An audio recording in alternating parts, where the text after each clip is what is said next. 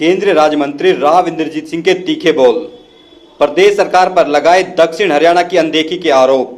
कहा, हमने कांग्रेस व भाजपा दोनों की सरकारें बनाई, लेकिन चंडीगढ़ जाकर भूल जाते हैं। नंदराम बोरा ट्रस्ट की ओर से आयोजित रेवाड़ी के शिवनगर पार्ट 2 में श्री कृष्ण मंदिर व विवेकानंद पुस्तकालय व्यायामशाला का लोकार्पण करने के बाद की जनसभा संबोधित। नंदराम बोरा ट्रस्ट के अध्यक्ष भाजपा किसान मोर्चा के महामंत्री सजन पहलवान की ओर से आयोजित किया गया था कार्यक्रम। लोगों की भीड़ देखकर गदगद हुए राव इंद्रजीत सिंह बोले, लोग पीछे खड़े हो तो लड़ेंगे लंबी लड़ाई। बिना कुछ कहे मुख्यमंत्री पद की ओर किया इशारा। नमस्कार, दैनिक साथी के डिजिटल प्लेटफॉर्म पर आपका स्वागत है। केंद्रीय योजना एवं कॉर्पोरेट कार्य राज्य मंत्री राव इंद्रजीत सिंह ने कहा कि हमने कांग्रेस व भाजपा के शासन में सरकारें बनवाई, लेकिन चंडीगढ़ जाते ही हमसे बड़े बड़े वादे करने के बाद सब भूल जाते हैं। समस्याएं वहीं की वहीं रह जाती हैं। उन्होंने कहा कि अब मैं वृद्ध हो गया हूं, मेरे पीछे बतौर बैकबोन खड़े रहने से ही मेरी शक्ति है। अगर तुम्हारा साथ इसी तरह बना रहा तो मैं यहाँ की समस्याओं का समाधान करने में कामयाब हो पाऊंगा। राव सोमवार को शिवनगर पार्ट 2 स्थित सजन सोसाइटी में नंदराम बोरा ट्रस्ट के तत्वावधान में श्री राधाकृष्ण मंदिर विवेकानंद पुस्तकालय व्यायामशाला का लोकार्पण कर उपस्थित लोगों को कर रहे थे संबोधित। बता दें कि कार्यक्रम नंदराम बोरा ट्रस्ट के अध्यक्ष भाजपा किसान मोर्चा के जिला महामंत्री सजन पहलवान की ओर से आयोजित किया गया था। लोगों की भीड़ देखकर बोले, कुछ बात है कि हस्ती मिटती नहीं हमारी। कार्यक्रम में मौजूद हजारों लोगों के मुंह से राव इंद्रजीत सिंह जिंदाबाद के नारे सुनकर जोश खरोश में राव ने लोगों की हौसला अफजाई करते हुए कहा कि सदियों रहा है दुश्मन दौरे जमा हमारा, कुछ बात है कि हस्ती मिटती नहीं हमारी।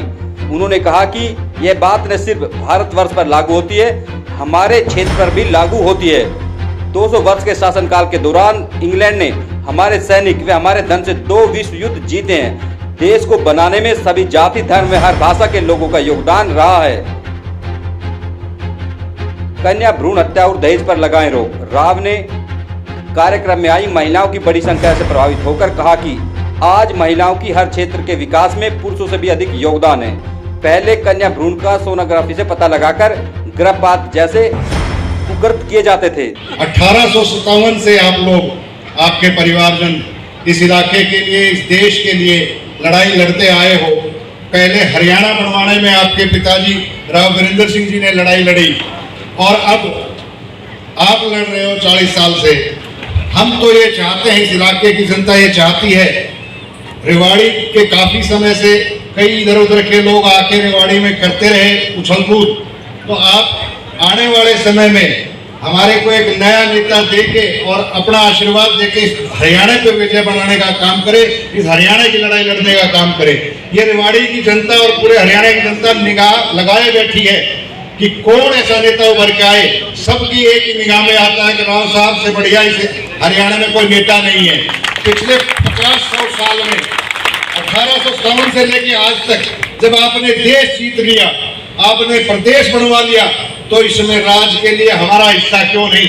इस लड़ाई को आपको लड़ना होगा और ये हमारे आने वाली नस्लों के लिए लड़ना होगा। आपके साथ ये सब लोग मन से, तन से, धन से ये लगे हुए हैं और लगना चाहते हैं। बस थोड़ा सा आपको और थोड़ा दिल बड़ा करके दरवाजा खोल के इनको सबको अपने पास समाना होगा और सीधी पहुंच में आपके लिए आए और आपका समर्थन करके आपको आगे बढ़ाएं। हमारी पार्टी के प्रधान हुकुमचंद जी, एक्स मिनिस्टर साहब जसवंत सिंह जी, चेयरमैन जिला परिषद शशि बाला, चेयरमैन म्युनिसिपल कमेटी पूनम जी, समाज सेवी भाई सुनील मुसेपुर, संजय यादव प्रेसिडेंट RWA, सभी म्युनिसिपल काउंसलर्स साहिबान और आज के प्रोग्राम की संयोजक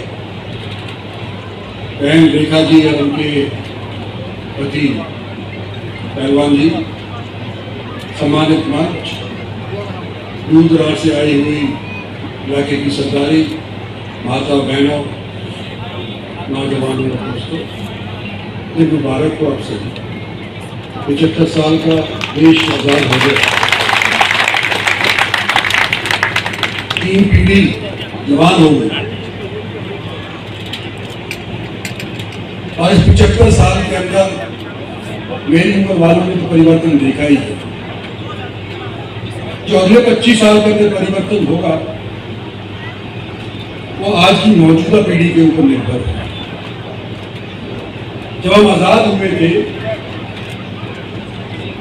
47 के अंदर, जब अंग्रेज यहां से चला गया था तो भारत एक गुर्बत के अंदर बसा हुआ देश हुआ करता था। उससे पहले 100 साल पहले आप जिक्र कर रहे थे, जब ये भजन गा रहे थे, 1857 की लड़ाई हुई थी, पहला युद्ध अंग्रेजों के खिलाफ 1857 के अंदर। और मैं यहाँ देख रहा हूँ बावल के भी बैठे हैं, करीना के भी आए हुए, नारनौल के भी आए हैं, पटौदी के भी आए, गुवाहाटी के तो हैं, शहरी भी हैं, वार्ड के भी हैं, इलाके के सारे के आए। जो कभी चंडीगढ़ कोई गया होगा या पटियाला की तरफ गया होगा, उन्होंने बस के ऊपर लिखा देखा होगा पेप्सू। देखा है किसी ने?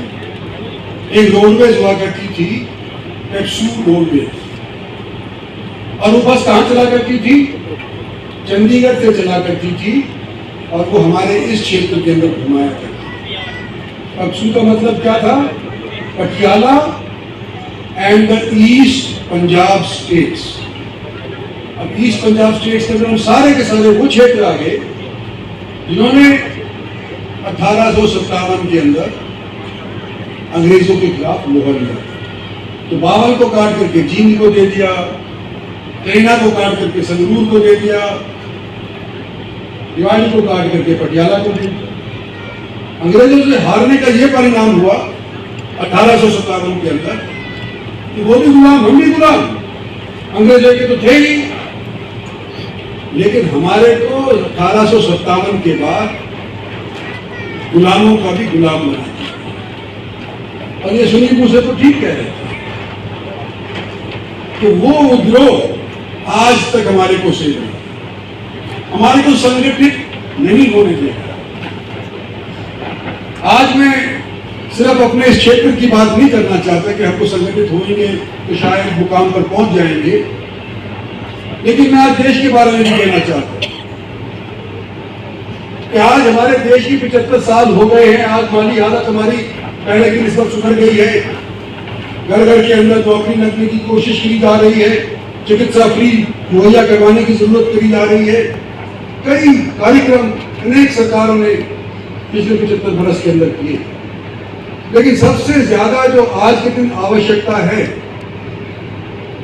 वो चिकित्सा है। आयुष्मान भारत की एक ऐसी स्कीम है जो 10 करोड़ कुटुंबों को 5 लाख तक का फ्री इलाज मुहैया करवा सकते हैं। और हमारे यहाँ पर तो मेरी उम्र के हो गए हैं, मेरे से गुजर गए हैं, आज तक तो पता ही नहीं चलता। आ जाता है 40 दिन में भी आ जाता है, लकवा मार जाता है। सारे के सारे यहाँ से उठा करके गाड़ी अपनी जयपुर जाया करते थे, वो तो जाना पसंद नहीं करा। ये एम्स भारत सरकार ने हमारे यहाँ पर, तो चिकित्सा का जो अभाव था ये है, अभी भी पूरा करना है। नौकरियों का अभाव है, वो भी पूरा करना है। नौकरी पूरी तरह से हमारे को मिल नहीं पाई, इसको दो कोई जरा नहीं। लेकिन जितना बच्चा हमारा यहाँ पर पढ़ लिख करके आज के दिन इस मौजूदा सरकार के अंदर नौकरी प्राप्त कर रहा है, पहली वाली सरकारों ने नहीं। ये मतलब से कहे तो हिसार का था तो हिसार वाले को मिल जाती थी नौकरी, कोई रोहतक का था तो रोहतक वाले को मिल जाती थी नौकरी, तो भिवानी वाला था भिवानी वाले को मिल जाती थी। हमारे वालों को तो औरों के नंबर खत्म हो जाता था, इंटरव्यू में उससे 0 नंबर देने के बावजूद भी उसकी मेरिट काटी नहीं जा सकती थी, जब जाकर उसको वो नौकरी उपलब्ध होती। ये स्थिति हमारे साथ, और ये स्थिति जब है ये कांग्रेस के शासन में, हमने कांग्रेस की सरकार बनाई। भारतीय जनता पार्टी के शासन में हमने भारतीय जनता पार्टी की सरकार बनाई, और हमारी वोट उस टाइम तो गिनी जाती हैं जिस दिन चुनाव होता है और जिस दिन चुनाव समाप्त हो जाता है और जिस दिन पार्टी की ड्यूटी बोलने में जाती है चंडीगढ़ के अंदर, तो हमारे लोगों को भूल जाए। ये बार बार होता है। मेरा सिर्फ एक आप लोगों से कहना है, और ये सब भी कह रहे हैं कि भाई आपने ये सरकार दोबारा बनाई, बोलो हाँ कि नहीं बनाई। आने वाले समय के अंदर सब कह रहे हैं कि तू बूढ़ा नहीं है, तू चल लड़ाई एक और लड़े। तो भाई अगर मैं लड़ूंगा तुम पीछे मेरी फौज ना रहे तो मैं क्या करूंगा?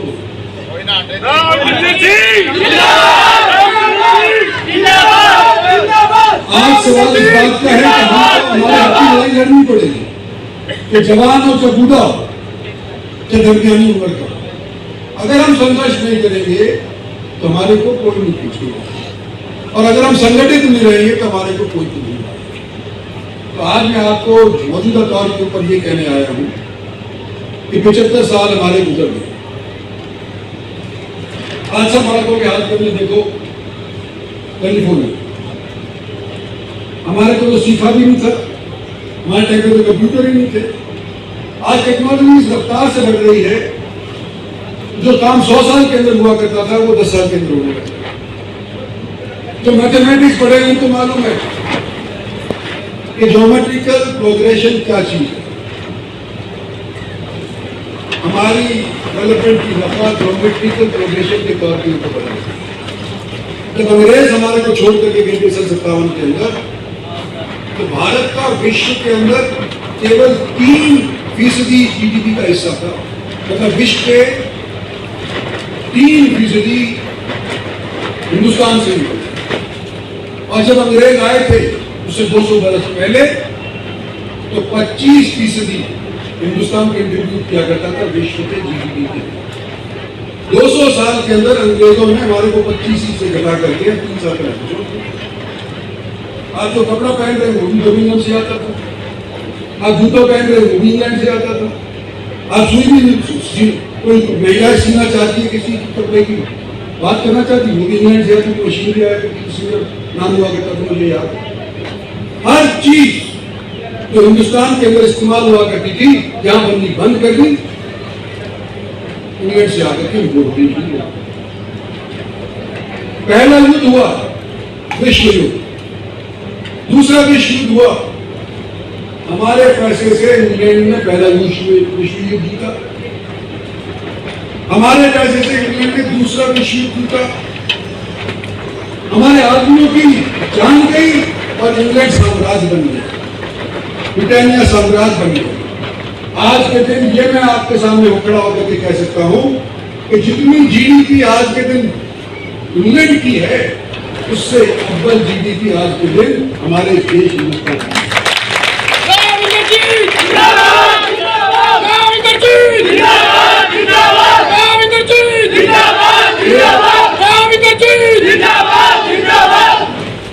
एक शायर ने जब आजादी की लड़ाई लड़ी जा रही थी तो उसने फरमाया था, कुछ तो है बात कि मिट्टी नहीं हंसती, कुछ तो है बात कि मिट्टी नहीं हस्ती हमारी, यूं तो सदियों से बड़ा है दुश्मन जुटकारे जमान। ये हिंदुस्तान के ऊपर लागू होते हैं, ये हिंदुस्तान के ऊपर लागू होता है और हमारे क्षेत्र के ऊपर लागू होता है। बार बार हमारे को धकेला गया, हिंदुस्तान को पीछे रखने की कोशिश करी, दक्षिण हरियाणा को पीछे रखने की कोशिश करी, लेकिन किसी न किसी तौर के ऊपर पैरों के ऊपर आकर के कभी खड़ा हो जाता है, देश भी खड़ा हो जाता है, कभी अपना क्षेत्र भी खड़ा। और मैं आज निसंकोच ये कहना चाहता हूँ कि 45 साल लोगों ने मुझे अपना प्यार दिया, साथ दिया मेरे तक, और आज जो भी मैं बना हूँ जनता की वजह से बना हूँ। मैं आज के स्टेज के ऊपर 75वें साल के ऊपर जनता का आभार व्यक्त करना चाहता हूँ।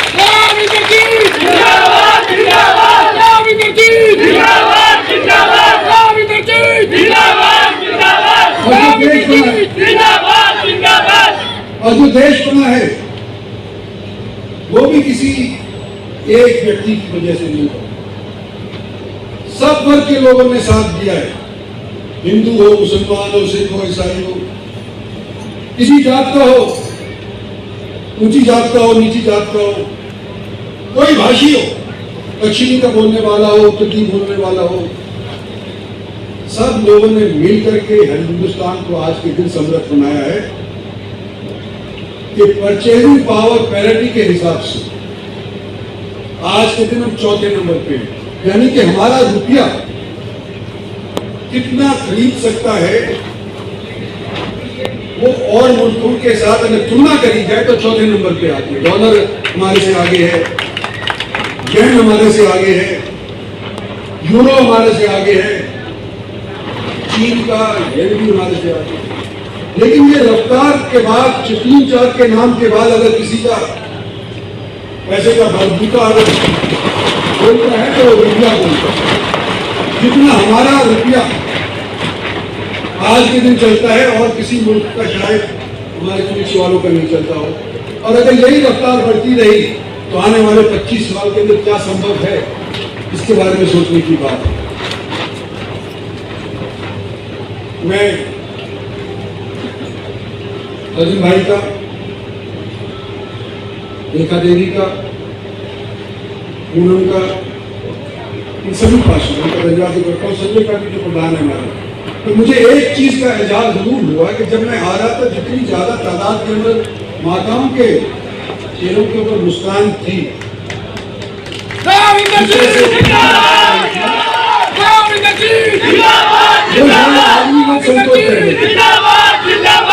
और आज मैंने देखा प्रोग्राम भवन के अंदर किया, क्योंकि इस बार पहली बार सरकार ने यह फैसला किया कि डिस्ट्रिक्ट हेडक्वार्टर्स पे ही इंडिपेंडेंस डे नहीं मनाना चाहिए, एसडीएम लेवल के ऊपर भी मनाना चाहिए, सब डिवीजन लेवल पर भी। वहां पर भी मैं प्रतियोगिता देख रहा था, महिलाओं का ज्यादा असर है, संतोष कम है और रुचि ज्यादा है। तो भाई महिलाओं की इतनी ज्यादा तादाद के अंदर आ पाई, आप पे मैं बहुत मन से शुक्रिया अदा करना चाहता हूँ कि आपका अनुरोध करता है।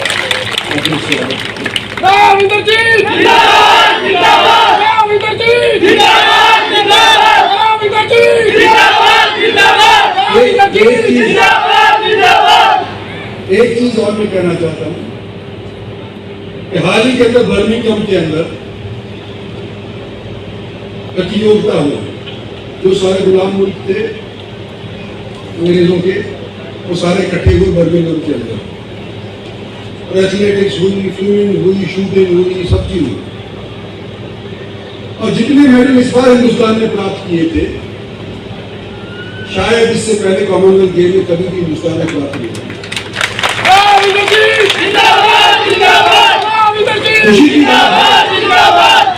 खुशी की बात है, लेकिन उससे ज्यादा खुशी की बात मुझको यहाँ खड़े होते कहने में ये हो रही है कि जितने भी मेडल कॉमनवेल्थ गेम के अंदर हिंदुस्तान के आए, 50% मेडल लेने वाले लोग हमारे हरियाणा के नौजवान।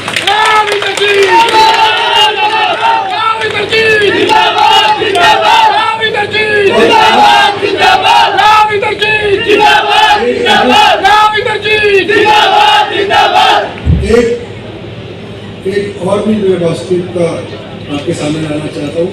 जवानों की बुराई करती, हरियाणा वालों की बुराई करती, जब रेशो भागते हैं, मर्द कितने हैं, वीर कितने हैं, इस एरिया के अंदर अव्वल है, किस एरिया में घाट है, तो जहाँ एथलेटिक्स के अंदर हरियाणा का नंबर 1 है, वहाँ रेशो जो मर्द वीर की है उसके अंदर हरियाणा का सबसे कम है। इसके बारे में भी सोचना चाहिए। और जो महिलाएं आज के दिन इतनी रुचि दिखा रही थी, लड़कियों की भूमि हत्या कर दी जाए हरियाणा में, तुम्हारे दिमाग में क्या शैतान हो गया? आज तो बराबर है, लड़का भी बराबर का कमा सकता है, महिला भी बराबर की कमा सकती है। और मैं तो देखता हूँ कि कई बार अगर महिला कैरियर से मान ले अपना, तो अपने इलाके, अपने अलावा सारे गांव का, सारी बस्ती का, सबका उसका इलाज करेंगे। तो मैं आप इस निवेदन कर सकता हूँ कि आपसे कि आप लोगों ने इतनी बार मेरे को बताया, यहाँ कोई डॉक्टर भी होगा, तो क्या उस पर कंप्यूटर में देख बताया कि बच्चा है पेट के अंदर कि बच्ची है पेट के अंदर। कुछ डॉक्टर ऐसे होते भी हैं तो उसी का पैसा कमाते हैं और इसकी रिपोर्ट कर दिया, उसका लाइसेंस मैं कैंसिल कर।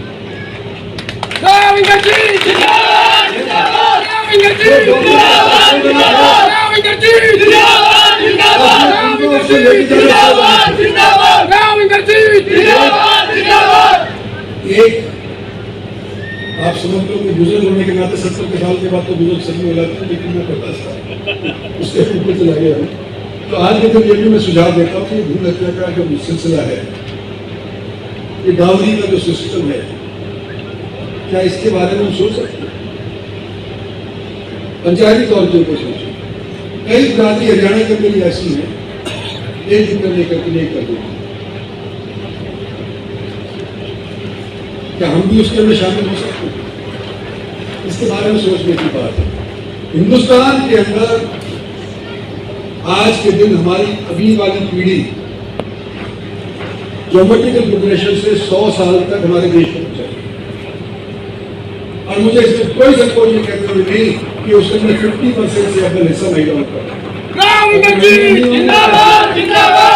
तो आज मैं ये देश में नहीं आया था, लेकिन मेरे को कहना पड़ेगा महसूस होता है।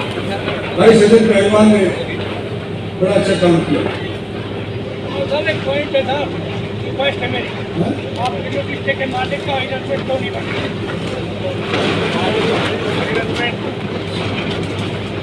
आज भाई सचिन ने आप लोगों को संगठित किया,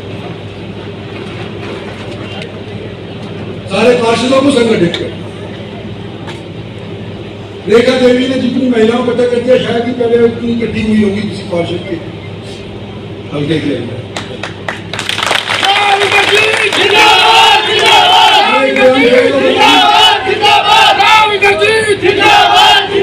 ग्रामशाला बनवा ली, एक पुस्तकालय बना ली। मेरी तरफ से ग्रामशाला की तरफ 11 लाख रुपया और पुस्तकालय के लिए 11 लाख।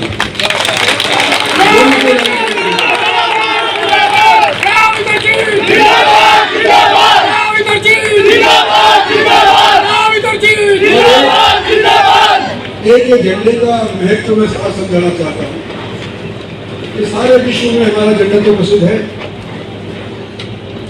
यहाँ लड़की अभी एक थी जो अभी मेडल लेके आई है, गौरव स्टेडियम के अंदर प्रैक्टिस करा करती थी। जो भी प्रतियोगिता होती है, हमारा झंडा कोई ना कोई विदेशी महिला पकड़ती है और मार्च पास्ट होता है,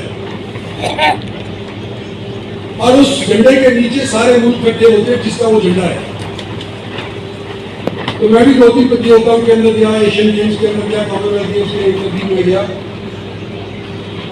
एक टाइम मैंने देखा कि हमारे झंडे के सामने एक महिला खड़ी हुई, उसने झंडा हमारा उल्टा पकड़ा था, यानी भगवा का रंग नीचे कर रखा था और हरा वाला रंग ऊपर कर रखा था, और सारे के सारे मस्टर्ड जवान अरे तो मेरी फोटो खिंचेगी, हमारी फोटो खिंचेगी। झंडे की तरफ किसी का ध्यान नहीं है।